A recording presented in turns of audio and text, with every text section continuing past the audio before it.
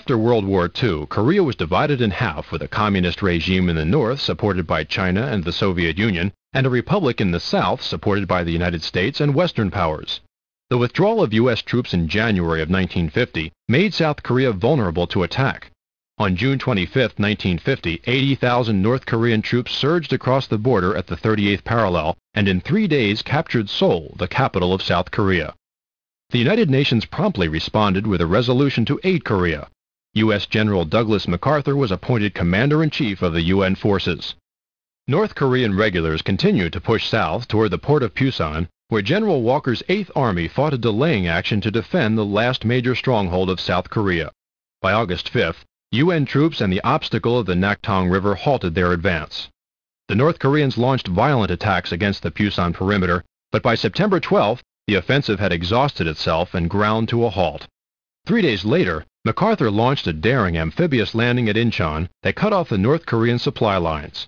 It was the most successful military move of his career. Seoul was retaken, and the North Koreans were forced to retreat behind the border. The UN demanded surrender. Determined to eliminate future aggression, UN forces crossed the 38th parallel on October 7th.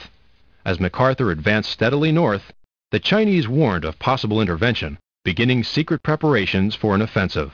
Less than 2 weeks after crossing the border, UN troops captured the North Korean capital, Pyongyang. UN forces were moving swiftly.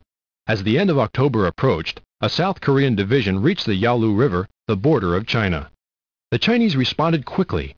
By November 1st, 180,000 troops had moved south across the Yalu.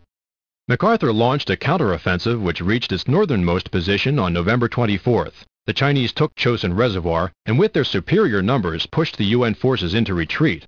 December saw the Chinese advancing steadily south, crossing the 38th parallel to take Seoul once again.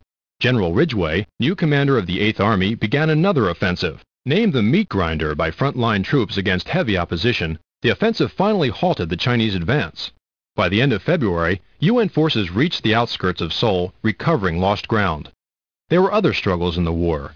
On April 11, 1951, President Harry S. Truman dismissed Douglas MacArthur for challenging his authority and publicly criticizing his policies, and replaced him with General Ridgway.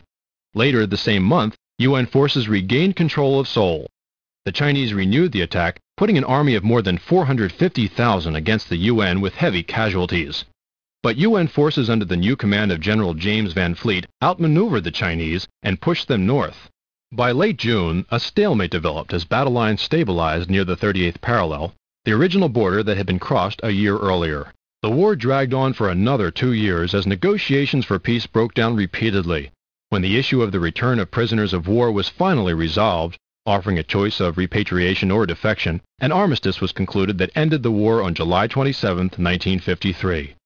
Almost 1 million Chinese and over 500,000 North Koreans were killed or wounded in the war, with over 300,000 UN